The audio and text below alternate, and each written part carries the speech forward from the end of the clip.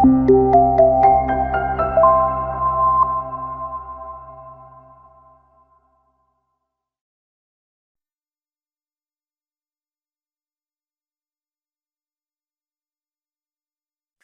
rekan-rekan, bertemu lagi dengan saya Maulina Sari.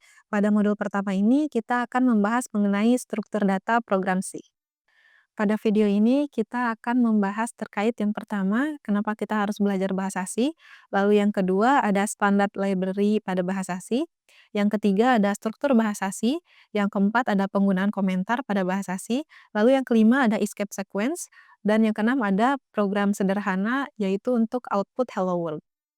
Nah, kita mulai dulu membahas terkait kenapa sih kita harus belajar bahasa C. Yang pertama, C itu adalah bahasa tingkat menengah rekan-rekan. Jadi, bahasa C ini sangat dekat dengan bahasa manusia, begitu juga dekat dengan bahasa mesin. Lalu yang kedua, membantu memahami dasar teori komputer. Yang ketiga, perpustakaan atau library pada bahasa C itu cenderung lebih sedikit dan lebih kompak. Jadi, teman-teman bisa belajar apa teori di balik komputer itu sendiri. Lalu yang selanjutnya, bahasa C ini cepat dalam waktu eksekusi, dan yang terakhir bahasa C ini banyak digunakan di sistem embedded, seperti pada microcontroller IoT, itu menggunakan bahasa C, jadi ketika teman-teman belajar bahasa C, teman-teman bisa belajar, ke teman-teman mau belajar gitu. Selanjutnya ada standar library pada bahasa C. Ini adalah beberapa standar library yang sering digunakan. Yang pertama ada math.h, ini adalah standar library untuk fungsi-fungsi matematika. Lalu selanjutnya ada stdio.h, ini adalah fungsi untuk eh, input dan output. Lalu yang kedua ada stdlib.h, ini adalah library yang menyediakan fungsi alokasi memori, pengendalian proses, pembuatan angka acak, dan konversi antara tipe data. Lalu ada string.h. String.h ini adalah library yang berisikan fungsi-fungsi untuk manipulasi string. Dan yang terakhir ada time.h, ini adalah library untuk fungsi pengolahan waktu. Selanjutnya kita akan membahas terkait struktur bahasa C. Nah, dalam bahasa C, ini adalah pemrograman yang sangat terstruktur. Terstruktur itu apa teman-teman? Terstruktur itu adalah terdiri dari beberapa fungsi. Lalu, program bahasa C ini memiliki fungsi utama yang bernama main. Jadi semua, program dalam bahasa C, eee, programnya itu akan dimulai dari main. Jadi kita akan eksekusi fungsi main dulu sebelum fungsi-fungsi yang lainnya. Nanti mungkin akan kita pelajari di modul selanjutnya, di modul 10, yaitu modul fungsi. Eee dan bahasa asing ini adalah bahasa yang bersifat case sensitif, teman-teman. Jadi, di pemrogramannya, kodenya itu antara huruf besar dan huruf kecil itu berbeda, teman-teman. Jadi, teman-teman harus teliti untuk memperhatikan, huruf besar dan huruf kecil dalam penggunaan bahasa C. Lalu yang terakhir itu, bahasa C, setiap statement-nya itu harus diakhiri titik koma.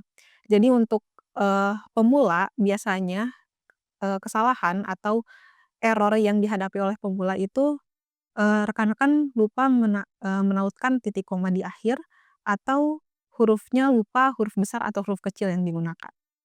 Selanjutnya ada struktur bahasa C, berikut adalah struktur bahasa C. Di pojok kiri atas ini struktur bahasa C, main function, di mana main-nya ini tidak ada atribut di depannya, ini bisa digunakan juga. Jadi setelah main kurung buka kurung tutup, lalu kurung kurawal buka itu, teman-teman masukkan statement-statement apa aja di situ. Lalu di pojok kanan atas itu ada, return zero, ini adalah fungsi yang mengembalikan suatu nilai, itu terakhirnya pasti ada return. Lalu ada void main, ini adalah prosedur, mungkin akan kita bahas lebih lanjut nanti. Dan yang terakhir ada int main. Jadi fungsi main itu juga bisa memiliki tipe data juga nanti akan kita bahas di modul selanjutnya. Dan untuk, fungsi yang memiliki tipe data, pasti dia punya return-nya, teman-teman. Selanjutnya di sini ada, komentar. Jadi untuk komentar itu sendiri adalah line of code, di mana line of code tersebut tidak akan kita eksekusi oleh komputer kita. Jadi komentar ini adalah seperti note, eee, programmer untuk menandai atau mendeskripsikan blok code mereka, kayak gitu. Jadi kalau misalnya teman-teman di codingan teman-teman mau nambahin, informasi, entah itu cara kerja kod kalian atau mmm, note untuk programmer yang lain, nah teman-teman bisa menggunakan komentar. Komentar ini ada 2 jenis. Yang pertama komentar untuk satu line. Komentar untuk satu line bisa teman-teman lihat di sini. Di line keempat itu ada double slash, setelah itu kalimat.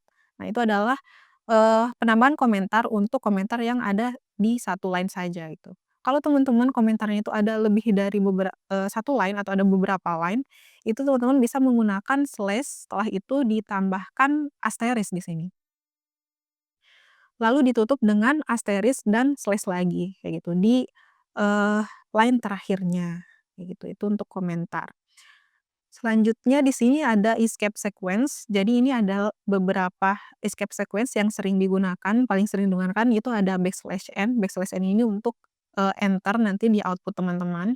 Lalu ada backslash t ini untuk tab, lalu backslash v ada untuk vertical tab. Lalu untuk, tanda kutip, karena tanda kutip ini digunakan juga di bahasa pemrograman, kalau misalnya teman-teman mau ngasih output-nya itu ada tanda kutipnya, di depannya itu harus dikasih backslash, supaya tanda kutipnya itu ke-print juga gitu di program teman-teman. Lalu ini, double backslash untuk, nge-print backslash-nya, dan seterusnya teman-teman. Nah, ini adalah salah satu program sederhana menggunakan bahasa C. Dengan struktur seperti berikut. Di line yang pertama, teman-teman bisa lihat di sini ada include stdio.h. Nah, di bahasa C, kalau misalnya ada include, ini menandakan teman-teman itu import library yang teman-teman gunakan gitu.